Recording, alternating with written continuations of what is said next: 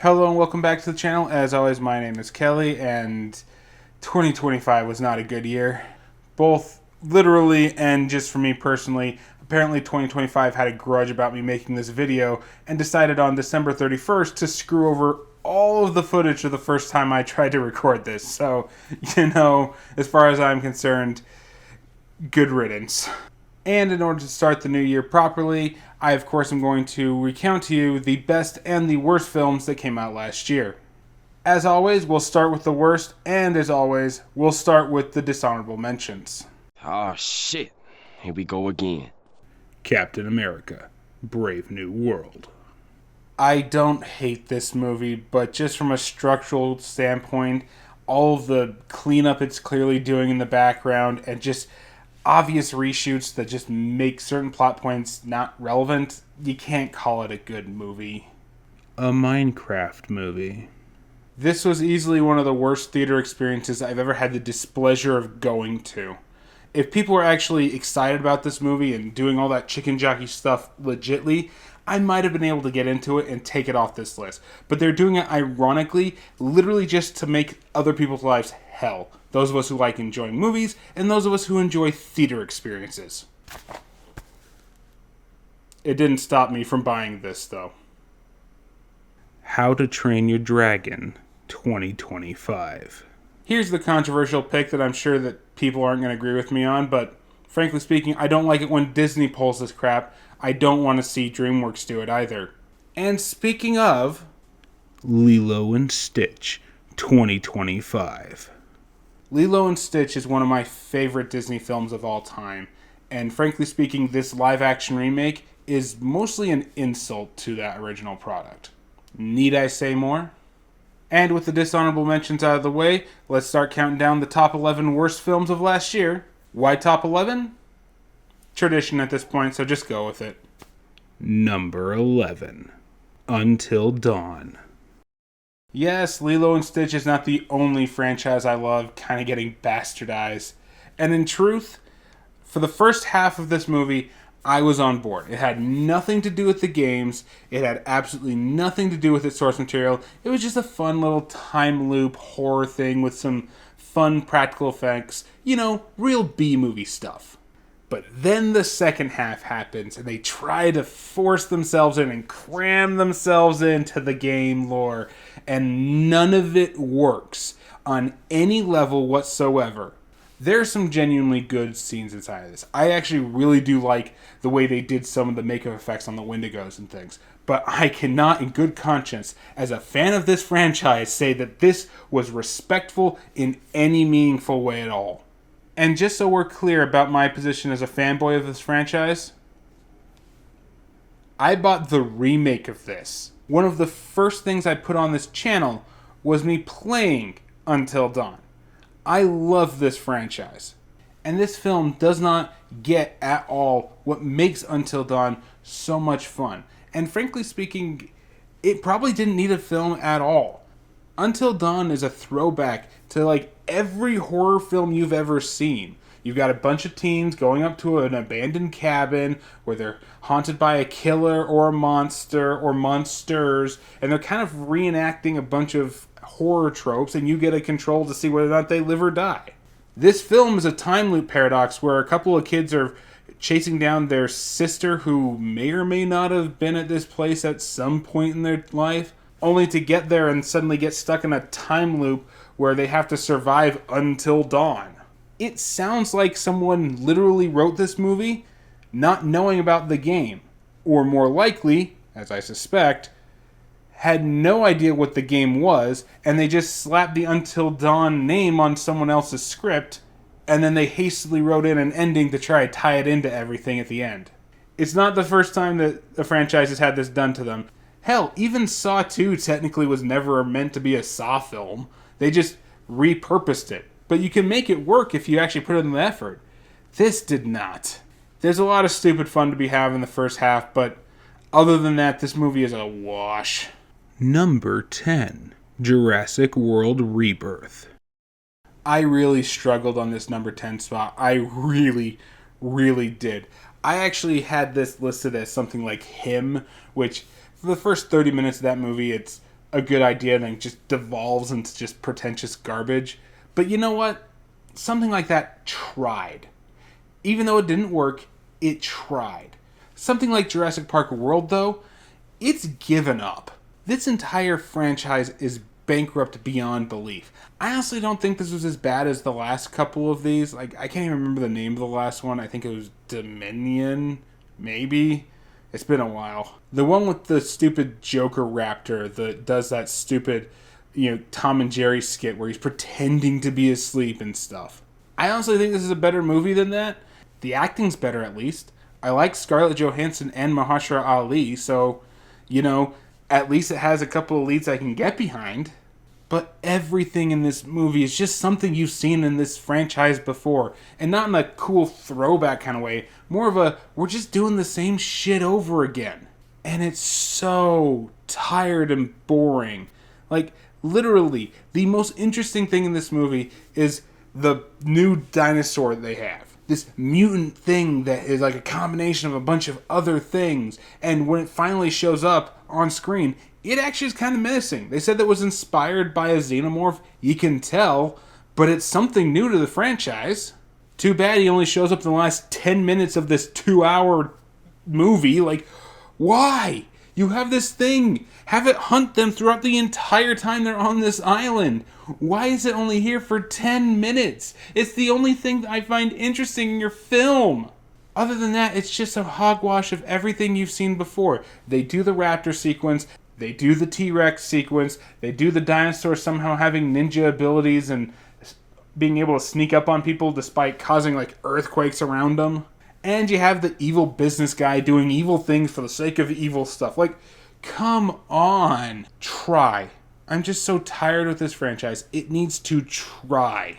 And until it does, I think this might be a permanent resident of my worst list moving forward. I'm just so tired of them. Number 9. Honey, Don't. Raise your hand if you actually saw this movie like me and my friend did. Put your hand down. I know you're lying because no one else saw this but us. I feel so bad because I dragged my friend to this. He did not want to see this at all, but I thought the trailer looked interesting. An old 70s style PI movie, but taking place in what seems like modern day, though could be like 2000, maybe 2010 if you're pushing it. And it just looks like it's going to be as raunchy as hell, and it's going to have fun with it. Wow, was I misled by this trailer, and I feel bad for dragging my friend to this. It is basically what it says on the tin. It's a PI movie where they're trying to solve a mystery because one of her potential clients ends up dead in a car accident with mysterious circumstances around it. And you have this shady televangelist played by Chris Evans who's kind of maybe involved, but not really. You have the pieces for a pretty good PI story, and sometimes this movie kind of locks in and you get really good scenes at the very least. But overall, this film is just a bore because it just feels like a sequence of events. It never feels like you're actually progressing in the case. It doesn't feel like you're learning anything. We spend an entire hour of this hour and 45-minute movie really focused on Chris Evans' televangelist stuff, but that's an entire red herring that has absolutely nothing to do with who the killer actually ends up being. Spoilers, I'm sorry, I don't think you're going to go see it at this point, especially if it's on this list. And because of stuff like that, it just feels like it's wasting your time. As I said, there are moments of this film that feel like they kind of have a good idea, and it goes full raunchy, which me and my friend both found pretty funny, but in hindsight, were we laughing because it wanted us to, or are we laughing because we're like, whoa, did it just do that in a theater and not a porno? Wow. But even with moments like that, where we were kind of engaged at just the balls it had on displays, the actual film itself just really doesn't work, especially when everything kind of falls into place. It is really unfortunate for this movie that something like Wake Up Dead Man comes out, not just a few months later, then completely does everything this movie's trying to do way better. There's not much else to say. It's poorly written, it's badly paced, the mystery is not really a mystery, the killer is found out way too easy at the end, and there's no real clues to them being the killer. And while it had the balls to try to do some stuff on screen that I don't think I'm ever going to see in another movie, at least not for a while, the title just says it all. Honey, don't. Number 8. The Woman in the Yard. This one kind of hurts for me to put on this list because it's another one of those cases where I don't think the idea is bad, and I actually respect it for having the balls to do its ending. But this movie is just bad. The acting feels really melodramatic. There's in fact a woman in the yard, and she uses weird shadow puppet play stuff, in which you're basically doing this after Nosferatu did it back in 2024, and you have some big shoes to fill if you're going to use the same effect type thing. And it just doesn't look very good. It just wasn't very good. Like, this movie is a depressing watch. And I mean that kind of in the positive way, but also in the negative. This film is going for that depressing. It wants to get in your brain. It wants you to feel the despair, because that's the theme of the movie. And then the ending comes along and really hammers in that point. And honestly, it's just not a fun watch at that. I give it props for going that route, for sticking to that route. It kind of comes off as the monster always wins ending that I've complained about in horror films for a while. But here, it really does feel like the monster winning is a tragedy, rather than, ooh, spooky jump scare, bah! It's very clear that ending was the intent, and it goes with the theming. It was built up, and when it happens, it's a tragedy. I will respect this movie for going that route. But I can't say that it's a good watch.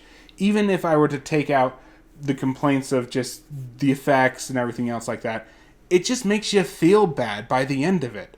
And that's not what we're going to films for, right? Even in the horror genre, we're not really going for that, right? Combine that with the fact these effects are bad and things, I just can't recommend this in any way, shape, or form.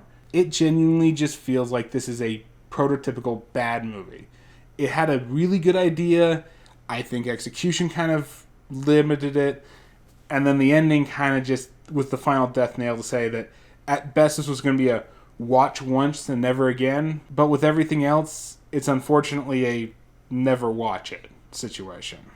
But while I'll never watch it, I will respect it. Unlike Number 7. The Conjuring: Last Rites. Oh, how the mighty have fallen.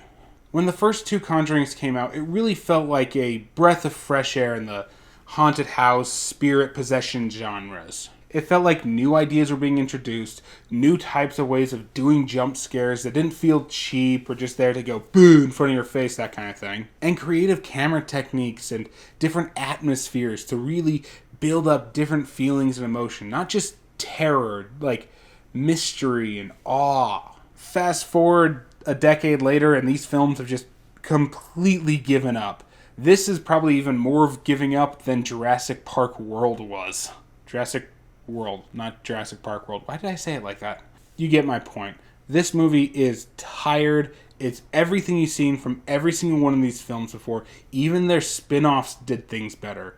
And whether or not this is actually the last rites, we'll see. Because that's what they always do with franchises like this. We remember Freddy's Dead, right? In Nightmare on Elm Street. We remember when Jason went to hell, or the final chapter, or the final part. These franchises just need to be allowed to die at some point. Especially if they're going to give up like this and just do the same thing over and over and over again. Like, I clocked most of the jump scares in this because that's how predictable and rote they are now. If you're not going to innovate, if you're not going to do something that's actually worth a damn, then, frankly speaking, you should be allowed to die. Number 6. The Strangers, Chapter 2.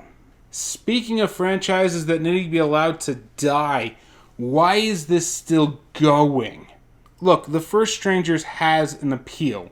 It's literally just, what if some random strangers decide to do evil shit to you because you were home? It's completely random, and that's kind of the scary thing about it. But every time they release one of these films, it's just the same stupid slasher killer stuff over and over again. And worse, now we're getting a prequel thing that's trying to explain why the strangers are doing their thing. Completely contradictory to what the strangers are supposed to be about. They're just supposed to be some random evil people. We're not supposed to know anything about them. Even Hellfest managed to do this right. But fine, if you're gonna do something like that, at least give us some like creative kills or something that's compelling that makes me want to watch this. No? It's just boring? It's just boring. It's very, very boring. It doesn't even feel like it's trying, which seems to be the theme of all of this list right now. It's just not trying. And we have another one coming out later this year because, of course, we have to have a chapter 3. You only have 2 chapters? It always comes in 3s, baby. I can't wait to put that one on my next worst list because that's all these movies are good for at this point. Skip them. Just skip them. If a stranger knocks on your door, tell them to fuck off. Number 5. Shadow Force. Again, I like my audience to raise their hands to the number of people who actually wouldn't watch this.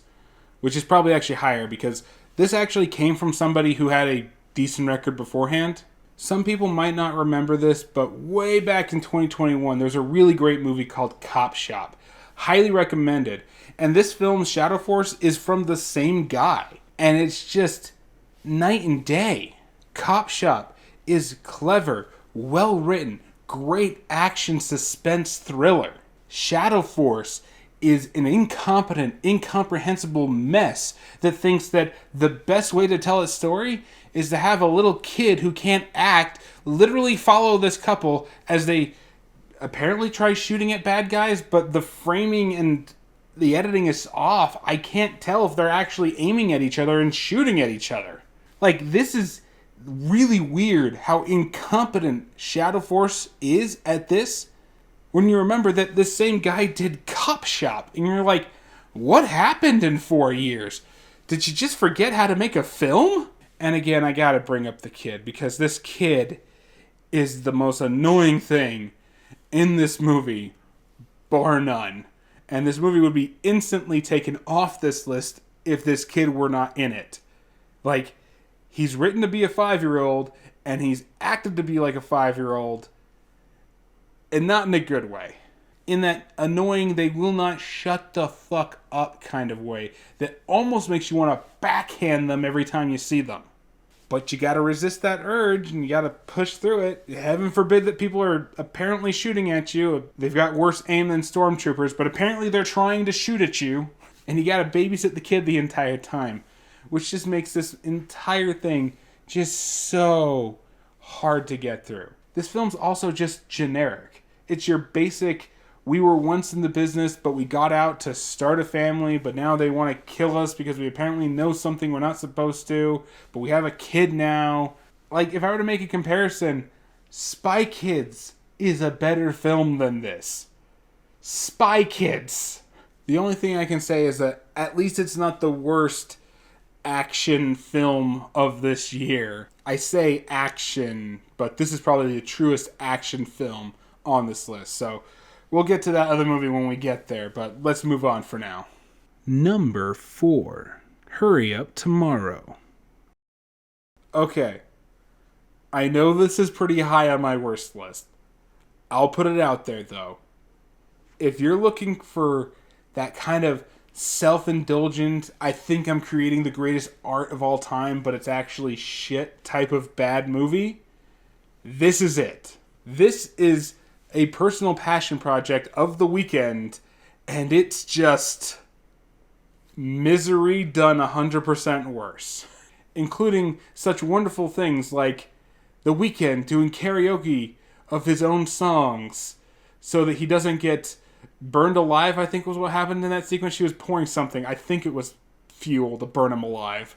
Philosophical discussions about how great and amazing The Weeknd is and how important his music is to fans. And of course, The Weeknd himself proving that he's such a glorious actor that he really should not be just a singer. He should do more. He's not that kind of singer that's trying to get out of singing like a lot of the singers in the pop genre are currently. But, you know, he wants to sing and act. Honestly, between this and that god-awful TV show that he did, like, I think we might have a purveyor of just bad, like, pretentious bad. This film, Hurry Up Tomorrow, is very comparable to Francis Ford Coppola's Megalopolis. Like, it's the same level of pretentious. The difference is, one's made by Francis Ford Coppola, who can make some genuinely beautiful stuff, and the other is The Weeknd. You can imagine which one of these is probably worse. I am smiling because, unlike a lot of this list, you can enjoy this film. A lot. But there's no denying that it's a very, very terrible film. Number 3. Snow White, 2025.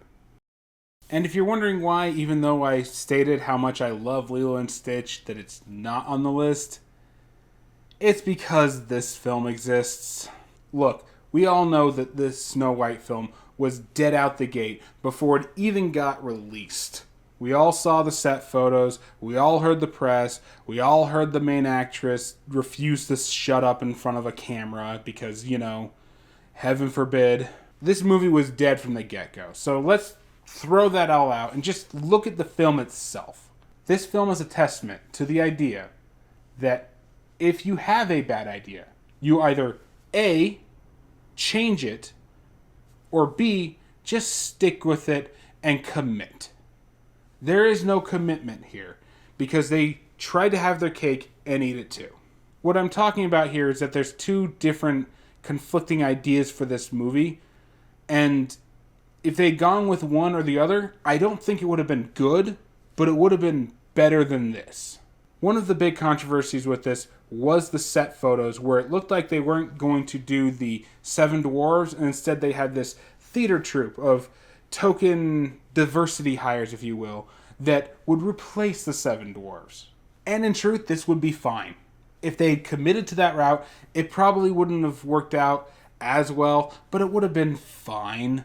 There's nothing inherently offensive about that idea. It's just one of those kind of desperate, we're doing this just because type situations. But everyone saw those photos, and they freaked out. And instead of actually committing to that idea, they hastily rushed the Seven Dwarfs back in the most horrifying, uncanny valley CGI monstrosities you've ever seen. And, okay, so you're going to replace those other actors, right, and just stick with the Seven Dwarfs? No, we're going to have them in there too. Make this a big crowded bunch and just have 14 characters that you barely even know the names of. 7 of the dwarves you only know because they're from that other production of this from a long time ago. I can't tell you a single name of anybody in this theater troupe because their screen time got given to CGI monstrosities. And this is what I mean by they didn't commit. If they committed to this theater troupe, this movie would be better. If they committed to these CGI monstrosities and got rid of this theater troupe, this movie would be better. But by shoving them both in here, it just enhances every other problem you have with this movie by 1,000. And in truth, everything else is more mediocre than actual bad. Main actress, she's fine. She can sing really, really well, but other than that, not much. Gal Gadot as the evil mom, I kind of thought that she was pretty okay. Yes, she can't sing, and giving her a villain song was definitely not the best idea in the world, but I've seen a hell of a lot worse.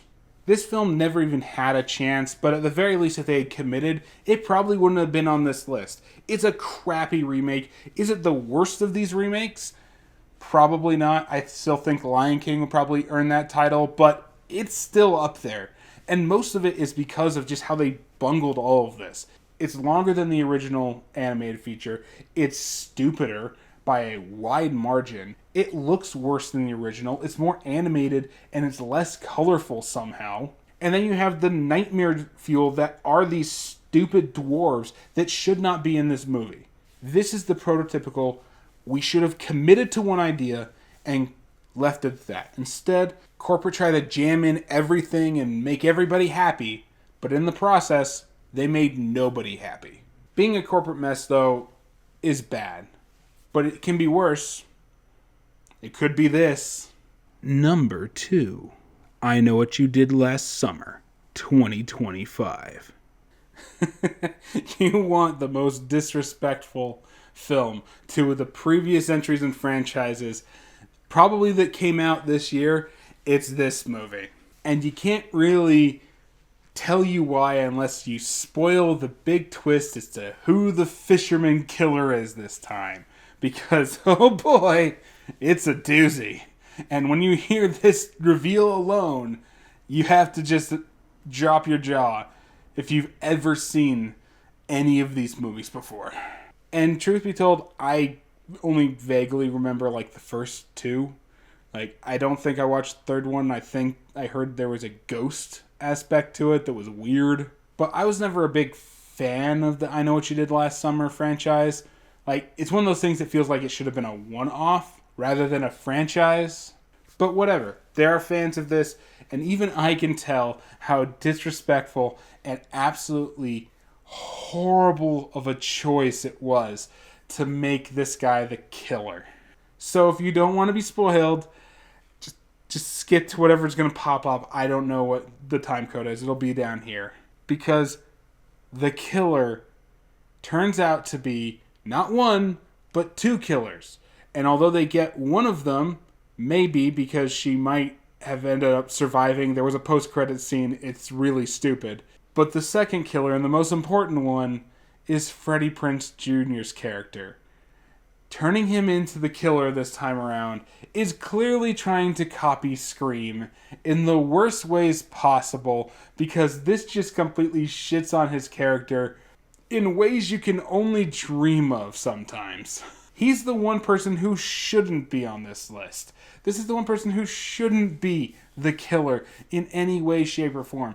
And his motivation is they forgot about the story, they're papering over our history and stuff like that. Then why did you kill the podcaster who was trying to reveal your story and get it online and get you the big buzz that you're supposedly wanting? This is just bad. This is the absolute wrong and worst decision you could make in a film like this. And it's done with gusto. They're proud of this twist. And that's kind of the most disrespectful part about this. Is that nobody actually seemed to watch the other movies. Because if they had, they'd know that Freddie Prinze Jr.'s character would be the one person out of all of them that probably shouldn't have been the killer. To compare it to Scream, isn't this kind of like saying, like in Scream 5, that one of the killers was that sheriff guy, Dewey?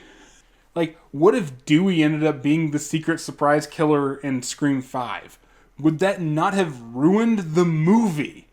Even in the Scream context where it's kind of parodying and making fun of that type of reboot quill sequel thing? No, this is just bad. Like, the kills aren't even that interesting. Which you'd think they'd try to go out of their way and, do something interesting, especially with the fish hook aspect of it. But they don't. Like, I don't even think they hang a single person's body in this. Maybe the podcaster? I remember her falling, but I don't remember if she was hanging. It's just forgettable. It's generic. And especially since we've had these new Scream films, like, this just feels like the cheap carbon knockoff of Scream. Scream is smart. Scream is funny. Scream is scary. This is dumb. This is annoying. And it's disrespectful to everything that came before it. This is easily the worst film that came out in theaters this year. But wait, didn't you say it was number 2? How is this the worst if it's number 2?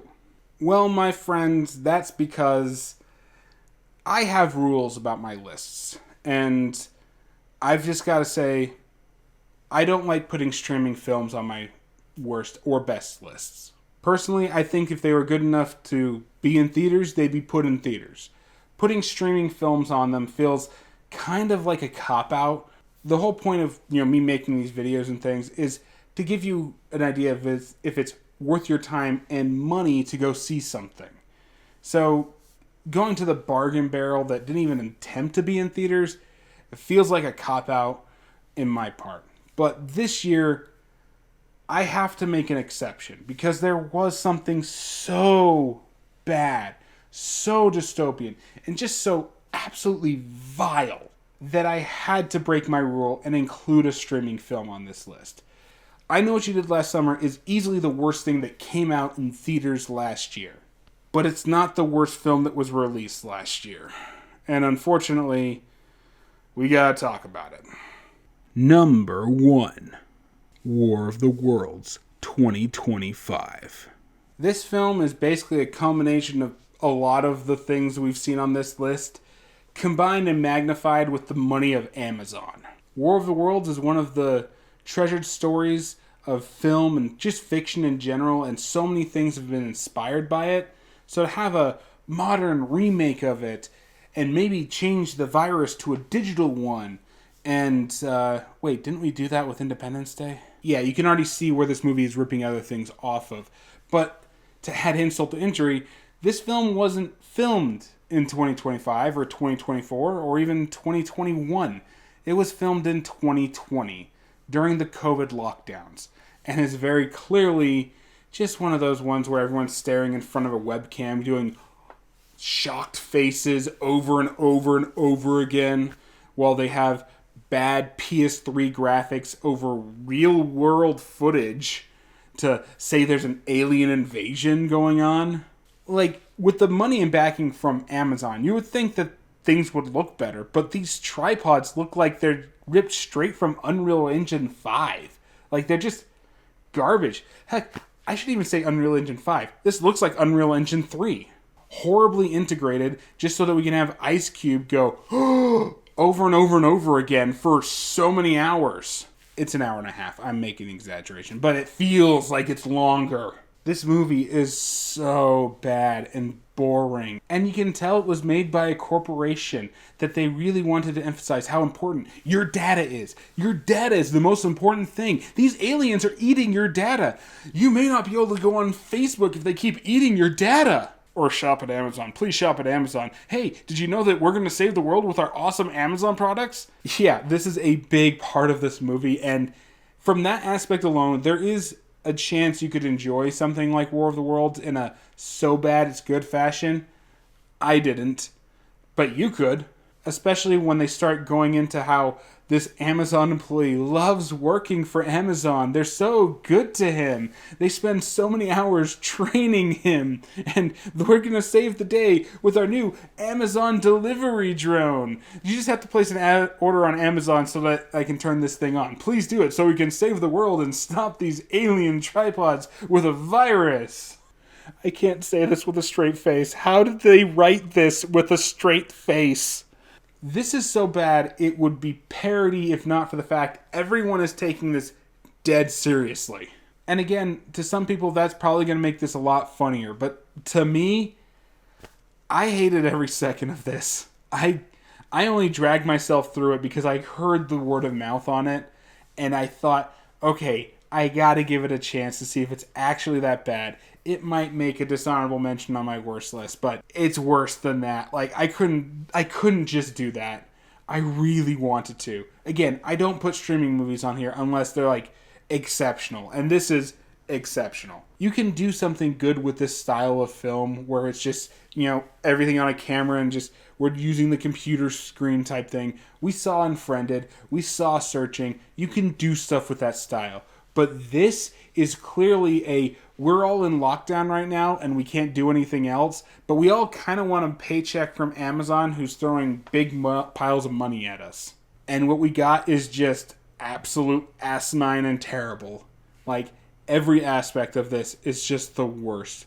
You could have fun with this in a so bad's good. I recommend a lot of alcohol, but if you're watching it alone, just don't. It is easily the worst thing that came out this year by a wide margin. Even I Know What You Did Last Summer at least kind of looked like a film. This doesn't even have that aspect to it. It just looks like shit. It looks like everyone's staring at webcams, but I'm sure they had something nicer, but it looks like they're staring at webcams. The only thing good that came out of this is basically just Ice Cube's new meme reaction faces. And that's it from me. Did I miss any films? Probably. Tell me what you thought about them in the comments down below. Let's get some healthy discussion going. And as always, be sure to like, share, subscribe, all those things that make channel numbers go bigger and makes the algorithm like me more. And yeah, that's it for me. Be sure to come back for my best list of 2025, and I'll see you guys next time.